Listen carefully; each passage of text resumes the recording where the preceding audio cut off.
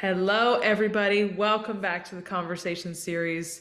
I am thrilled today to have founder and CEO of Food Scene, Felicia Perry Trujillo, with me today.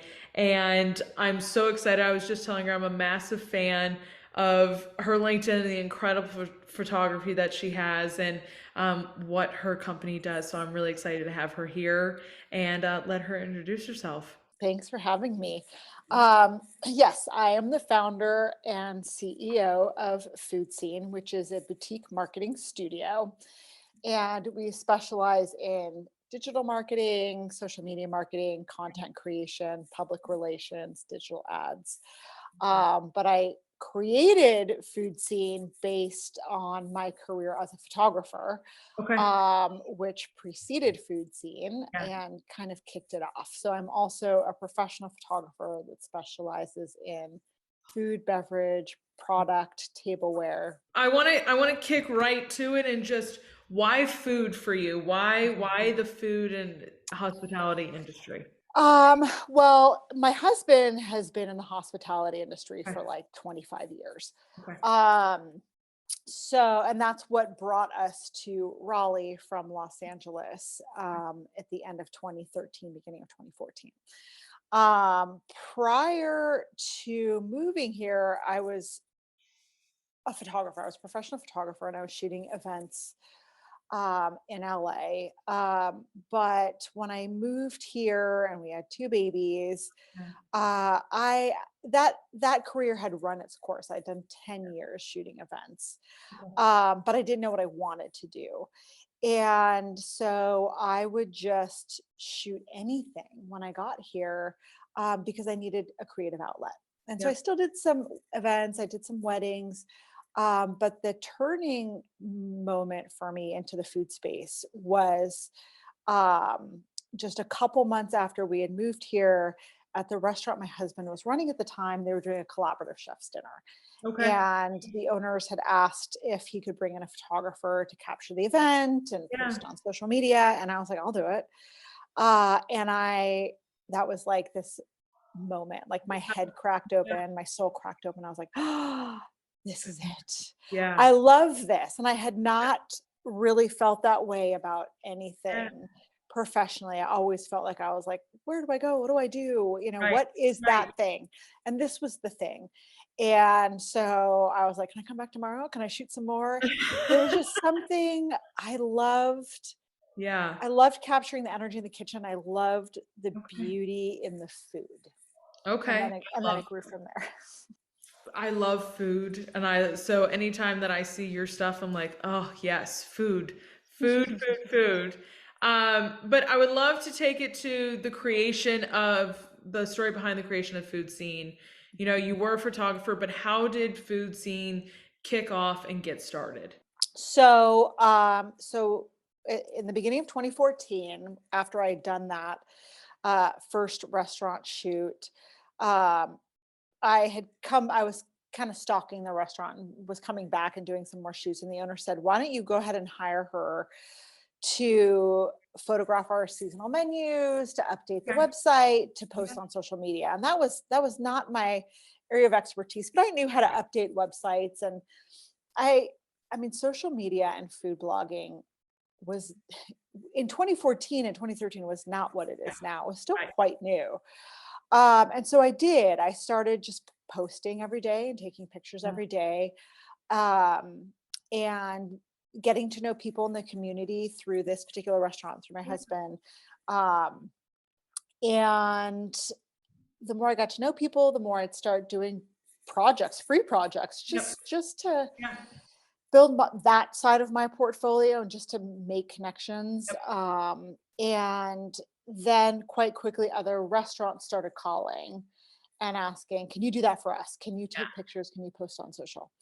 And I realized quite quickly that I had something, like there was something there. Yeah. There was something to telling the story on social media Yeah. about food, about business, about experiences with really great imagery. Um, and then it really grew and evolved Yeah. quite significantly from there over Yeah. the last 9 years.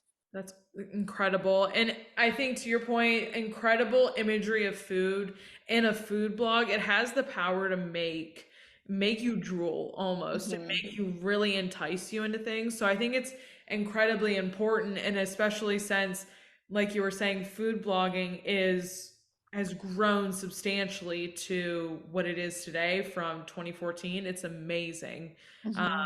because I'm most of the time you talk to somebody and everybody and their mother has at this point had experience with their own blog or something of the sorts. Yeah.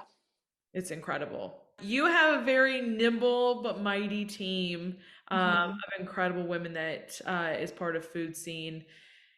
What is the most important thing to you when building a team? It's it's the people. Okay. It's I think of myself as being pretty intuitive Okay. when it comes to people. Yeah. And so when somebody comes in to interview for a position, I Yeah. can quite quickly tell, like, this person fits in the culture, or Yeah. this person gets Food Scene or what we're trying to do here. Yeah. Because we have always operated a little bit differently. I Yeah. mean, way before COVID, we worked remote, we worked in office, Right. we Right. didn't have set vacation schedules. It's always been that way because that's how I've always preferred to work. Right. Um, and even the like, we don't want everybody to be the same. We want Right. all Right. types of different personalities and types of people. But the common connection, I think, with people who are successful at Food Scene and that work well with our team are people who can work independently, who can Right. take initiative, who can push themselves creatively, Okay. that can thrive being an independent worker, but also thrive being like in a collaborative space. And what I loved when I was doing my research about Food Scene and you, what I loved about on your website is the different just fun questions and fun like icebreaker things that you guys have underneath each of your photos. I think it's such a Mhm. creative way just to Great. get to further know your team. Um, I think it's just a fresh, I just love those opportunities just to get to know teams in a better way Mhm. outside the boring just name. Well, for us, like with everybody we work with our Right. clients, with our Yeah. team, with other, because we'll collaborate with other agencies too Okay. for our clients. It's all about the relationships and Okay. it's all about a personal element. No matter how big or Yeah. small the client is that we work with, those relationships are Yeah. the most important thing. And so that's why we recently went through a rebrand, and Okay. we were talking about our new website. Like, we really wanted that message to come across on the website. Like, we're human beings. We're Yeah. going to treat you like human beings. We want you to treat us like human beings. Yeah.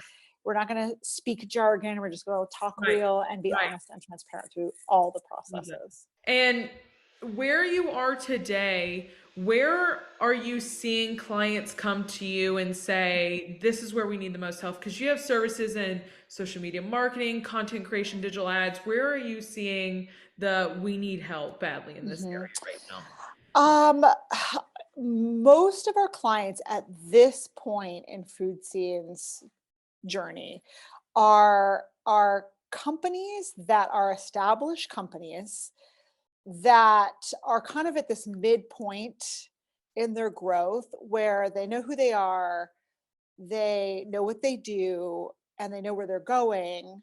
But they don't yet have this they're not large enough Okay. where they have this in-house machine. Okay. They typically have outside agencies that they collaborate Okay. with. So fortunately, they're not coming to us with a blank slate Yeah. typically. Um, in terms of the service offerings that they're looking for, I mean, the our two of our core most long-standing service offerings are the social media strategy Okay. management, Okay. and the professional photography content creation. I mean, those have been service offerings since day one. So those are the most, I think, what we're most known for, Okay. and the most, I guess, like, utilized surfaces. Um, but we also onboarded public relations as a service offering last year. So that's new Okay. for Food Scene. Okay. Um, So we've both brought in clients that have inquired about social media, but they're like, "Oh, you also do PR? We need PR." And some that are coming to us just for the PR component, because they're handling their own social media or already have an existing social media team. And then the digital ads component. And the digital ads component, I mean, it's simply a complement to your existing digital, social media strategies. So it's more for most of our clients, like in addition to the other things. Makes total sense. And of course, today in the social media heavy world that we have, like it's incredible the amount of strategy and the things that go into it for that just aren't thought of for a Mhm. business. Oh, yes. And especially when it comes to social media. I mean, when I first started Food Scene, it was me, it was my phone, and it was no strategy. And now at this point, we don't even log into to a client's social media accounts until after 6 weeks, because we do a roughly 6 week due diligence process, where we do brand deep dive. We acquire all of your assets. We log into your accounts and assess what's been going on and look at the stats. And we build out a strategy and we build out an initial content calendar before we ever put up that first post. So it's it's a beast, and a lot Oh, of clients that haven't experienced that before, kind of surprised, like, wow, okay, this is very involved. I love it. There's a plan here. And same thing when we interview and hire candidates, because there's a lot of people who come from the social media world, the blogging world, are like, I could just put content up. And it's like, no, like this is a whole different thing. This is a lot more calories burned in your brain than it is doing any of the creative work, because you've got to map it all out. I think doing an audit is one of the most important pieces in terms of when you're walking into a very new space. I just walked into a new job and doing social media, and I walked in, and for the first 2 weeks that I've been here, I literally sat down and I was like, I've talked to everybody who's connected to it. I Mhm. want to know what the posting's like what's the cadence. I want to know everything. And so I think it's so undervalued how an important an audit is of a brand when you're kind of walking in, because you need a really clear picture of just exactly what you need to do from an expertise perspective. Absolutely. And I think a content calendar is one of the most important pieces, one of the other underrated Yeah. pieces. And it's so funny because a lot of places just don't have it, and it's like you're standing there, you're like, you're crazy, because how are you not like I'm such a type A that I'm like, I have to be organized and be able to Mhm. see just what exactly is going out. Well, I mean, I think the problem is that for every single business knows that they have to have social media. And it's this daunting obligation. And most business owners or business managers or even marketing managers within an organization, nobody wants to do it, or it's not a priority. It's like, oh, we know social media is so important. However, this takes top priority. This takes top priority. And social media always gets pushed down. And when you don't have a content calendar in addition to that, you're just maybe you're posting 10 times in a week and then you're not posting for 6 months. And maybe this image looks different than this image and your message is disconnected. But it's hard for most businesses to Yeah. either A, do the social media or the marketing themselves, or Yep. B, figure out how to budget for it. Because marketing or any sort of creative work, graphic design, photography, there isn't always a tangible return. And Yeah. so it can be very difficult for some mindsets to accept that. Yeah. A lot of organizations or individuals want to see, okay, if I spend X dollars, how many X dollars am I getting in return? And marketing doesn't always work that way. Yeah, it's incredible how much selling I've had to do, just how important social media is. I'm like, and to your point, it's not something tangible all the time where you're looking at everybody, you're going, okay, this is the total engagements that you've got. And Mhm. then they're looking at you going, what does that mean? Well, this is the amount of eyeballs that are on us right now.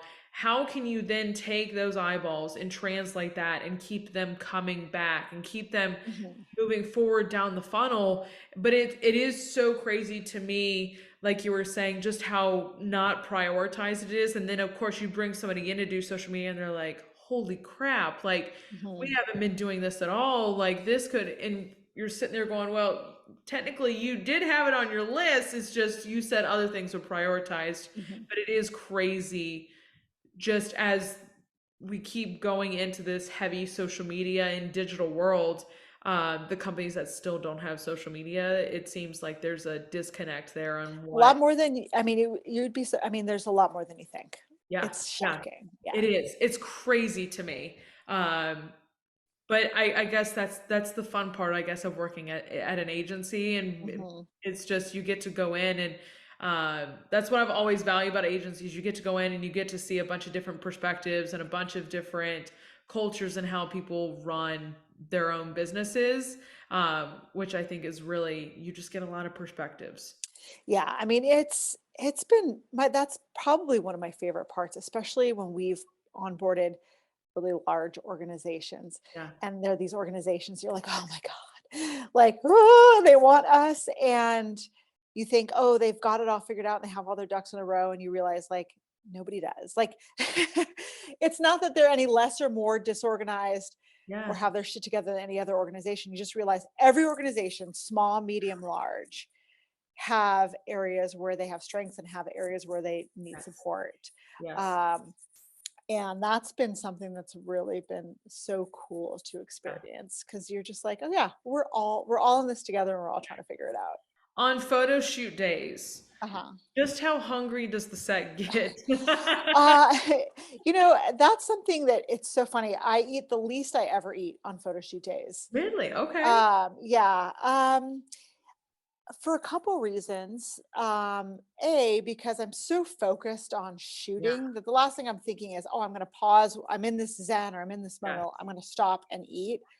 Also, a lot of times, like food, either it's being touched by a lot of hands or it's being set aside and brought yeah, back or whatever. And so you're like, do I want to eat something that, yeah. hands have been all over? Yeah, Um, so yeah, unfortunately, probably a lot of food goes to waste, or I bring it home and eat it at the end of the day. yeah, yeah. I actually get hungrier when I'm editing. That's Oh, when I'm like, oh my God, which it means like I did a good job. you're just sitting there. Well, and I do a lot of video editing, and all of a sudden I'll look up and it's like 3 hours later, and I'm like, oh, I need to like get up and actually do something that's not Yeah. staring at this laptop, Hmm. and actually eat something probably. Yeah. As a CEO and a founder of Food Scene, I would love just to ask the sticky question of, as you've created your company, some of the failures you've run into, but also some of the successes that have happened. Mhm. Oh my God. Like, I feel like there's been more successes and failures, but the failures have been like gut wrenching. And Uh, a lot of the failures, I mean, they're not even like, oh, this thing flopped. It's more like long, drawn out doldrums. Um, and I've gone through a few of them. I mean, I think last year was interesting because it wasn't a failure at all. What it was a year where I decided to work on my business. So I hired a business coach and I hired a business consultant and changed CPAs and like spent the whole it was like going through like an MBA program all over again. It was like hired a branding company to do all of our rebranding, our messaging, our new website. And so it was like all this stuff that was necessary, but not the fun part for me. And so I really, throughout the whole year, I just felt like, ugh, like not a failure, but I just felt like this doesn't like this is not fun. I don't know what's going to yeah, come of this. Um, and now I'm in a different year where I've done all the things and laid out the foundation. It's like, oh my God, oh my God. Like it's such a different organization.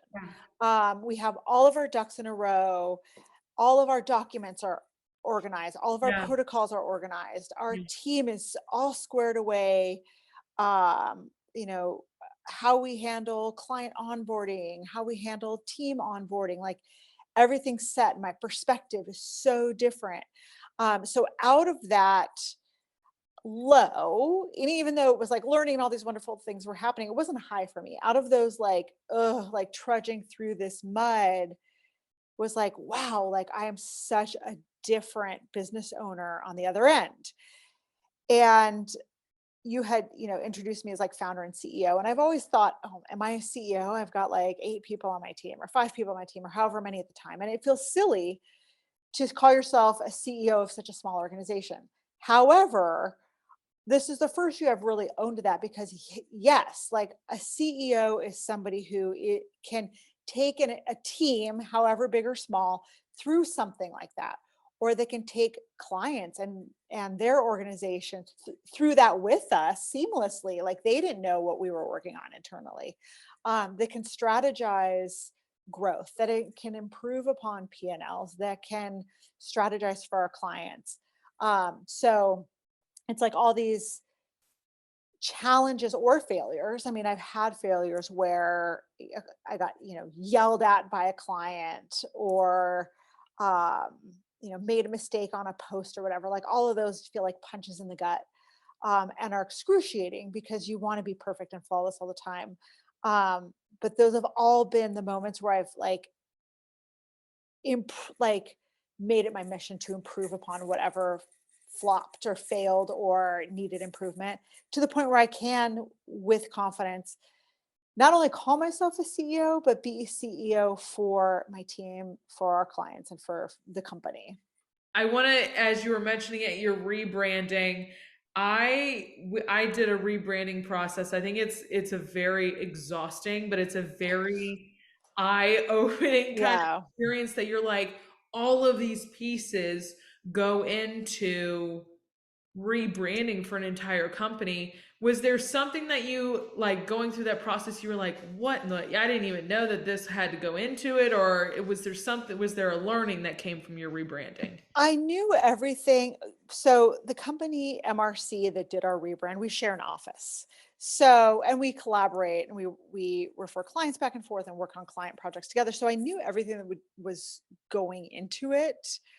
Um, but it like for me, at first it was like, ooh, fun. I get to fill out this questionnaire. And then it was like, oh my God. Like I want to change my whole questionnaire 3 months later. I want to change it again 3 months after that. Or the tedium of having to write copy and come up with imagery for the website. Like that was the most painful part because it's your website and you're like, this has to be perfect Yes. representation of everything, and and suffering over it and doubting it. So it took longer than I thought because of me holding myself up. Um, and but it also reaffirmed to me like how critical it is and also how important it is for us to work with organizations that have gone through that process. Absolutely. I will say all the rebranding, the website looks phenomenal, and I Thank love how you. simple and beautiful it is. Um, while we were talking about the whole photo shoot process, through the photo shoots, through the editing of the photos, whatever it may be, where do you find creativity in the work that Food Scene gets to do? Mhm. I'm going to kind of back up a little bit because I feel like through I mentioned, last year I went through all this rebranding and identifying, having a coach and stuff. And part of that process, there were a couple of intentions because people have always known me as, oh, Felicia, she's the food photographer. And I intentionally kind of extricated myself from that a little bit because I really wanted to prop up Food Scene as an agency that's sustained on its own, an agency that could exist without me or with me. That wasn't just about, oh, it's Felicia with a camera and a phone. So with that, also my identity as a photographer kind of shifted too. Am I the founder and CEO of Food Scene? Am I a professional photographer? Am I both? And if I am both, how do I communicate that to people and also separate them? Um, so they still kind of operate a little bit in little silos. So the creativity is kind of different at this point now, after 9, 10 years, where the creativity for Food Scene, I mean, largely comes from our team with all the inner workings. I'm on all client calls and I'm aware of everything that's going on, but I don't do the internal work. So all that creativity comes with the dynamics between our team and our client's team. But I think I lead it by like the tone that I've set for the team, the values, the energy, our space, how food scene brings in clients, and that's through word of mouth and networking and established relationships and all of that. And I think all of that fuels the creativity with food scene. We also don't try to be like other agencies or how agencies are supposed to work. We just do what works for us and what works for our clients. That's what fuels that creativity. Um, with the photography is a little bit different when I'm shooting because we have Yeah. other team members that shoot. When I'm Yeah. shooting, it's a totally different project. So sometimes the client's like, we have a basic idea, but don't know where to take it. And so Yeah. me and my stylist were like, oh, we got ideas for you. And, we're going on Pinterest, or we're just like, oh, I already have a vision for this. Or Yeah. we kind of put together the ideas. And sometimes our clients come to us and are like, this is our vision. Can you help us execute? And we're like, yes. Um, so, and then the creativity is fueled by all the planning that goes into it. If we're sourcing props or, whatever sort of prep. And then when we're on set, we're in this, enclosed set, like when we're on a catalog shoot and there's, 8 people on set and we're, working together for 5 days straight. A lot of what fuels the creativity is just us, the camaraderie and the relationships of the room and the creative ideas and vision coming from everybody in that room. It's almost scary to say that we're almost halfway through 2023, which is very Yeah, scary to say. it's wild. It's crazy. What are you looking forward to for the rest of this year? God, it's I you know I don't know how to answer that because I had like a total mindset shift this morning when I woke up. I was Okay. like, it's a whole different day. Yeah. Um because because I spent all of last year preparing for Yeah. the next phase of my business. And it's funny because when my business coach asked me last year, like finally, like it was all about setting goals, right? Yeah. Long-term goals, Yeah. short-term goals, blah, blah, blah. And I finally told her, I'm like, I hate setting goals. And she's like, wait, what? Like, you hate setting goals? I'm like, yes, I don't want to set any more goals. And, and it's funny, I reflect on that now. And I still kind of mean it and kind of Yeah. don't, right? Because then I did the opposite in the beginning of this year. I was like, my goal is to do this this month, and my goal is to do this month. And but then the universe has a way of putting you in check, right? So Right. we onboarded some great projects the first few months of the year, Okay. some big projects. And I was like, all right, let's keep going. My team's like, hold up, we need to get caught up. We just Yeah. onboarded all these new clients. We've got to get our ducks in a row. We've got Yeah. to get them to be a well-oiled machine before we can onboard anymore. So now we're like in a pause. So it's like, I was like, oh, well, by the end of the year, we'll be here. And now I've realized, like, hold on, like, let's take a break Yep. and Yep. be very discerning about the calls we take Yeah. and the proposals we send and the clients we onboard and how we onboard them and when. Yep. Um, so right now I'm in the space of let's just focus on us. Let's Okay. make sure the team feels confident that they're doing their best work. Let's make sure the team doesn't feel like they're on red alert and working too Yeah. many hours. Yep. Let's make sure everyone is taking their weekends off Yeah. and clocking out at 5 or 6 or whatever. So right now, today, we're just like, you know what? We're just focused on us today, and we're appreciating and enjoying how busy the beginning of the year was. And then when we're ready, then we'll say, okay, all right, universe, Yeah. send in some more projects. Yeah. Yeah. Um, so that's kind of where I'm at Okay. now, because it's so easy to just get caught up in like, why Yeah. aren't I making this number? Yeah. Why aren't I doing this? Why aren't I going on a vacation and being Yeah. relaxed? Or why aren't I getting to the gym enough? And it's like you beat yourself up. Yeah. And it's Yeah. like, that doesn't get you anywhere other than stuck. Right.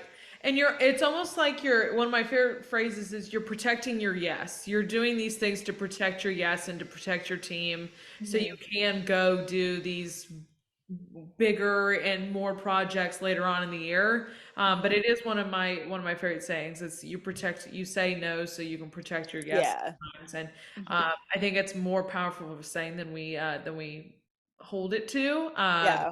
Especially as sometimes we just get so into things and we're like, oh, we checked something off the list, let's keep going, and we don't realize how far behind or Yeah. how much we do need that period of catch up, take a second, and get back to square one. Yeah. It's Agreed. it's so important. Felicia, my last question for you Mhm. is just what inspires you?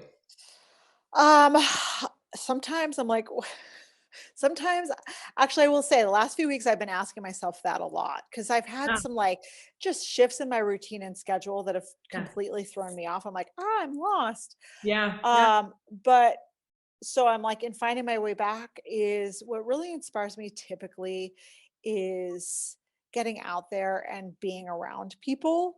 Because I have a tendency, like I love to work alone, and like I'm in my house or I'm in my office and I'm knocking stuff out. But when I'm not networking or going to an event or going to a dinner right. or going to like learning something, Yes, yeah, that's when I feel like my energy start to dip. So it's really right, like whether I'm working with my team or meet yeah, a new prospective client or go to like a trade show, those are the things that like make me feel like, ooh, my energy is like bursting yeah, out. yeah. Yeah, that's where things are coming to life a little bit. Totally. I love that. I do have my bursts of energy. Well, what I call my bursts of energy. I'm like, I get to do stuff like this, and then I get to go and talk to people and get out, and then of course I like hit my drop where I'm like, ooh, Yeah. I got Yeah. Cause you can only be on so long and then you're like, no, I got to go hide under the covers. I'm like, I need like a 10-minute food, water break, whatever it is. Yeah. I just need to go sit by myself for just a second and collect Agreed. myself. But I'm very much the same way. I like to put myself in high energy situations where, because it does feel like things are coming to life, things are happening, and Mhm. the environment is just a little bit more lively. Um, but there is a crash down later Yeah. at the end of the day. Agreed. Well, Felicia, I can't thank you enough for coming on and speaking with me today. If you do not follow Felicia or Food Scene at all, their socials are going to be linked down below. But I'm incredibly excited to see what 2023 has to offer you guys and continue following along on your journey. Thanks so much. Yes. And as always, I will see you guys back here next time. Bye, y'all.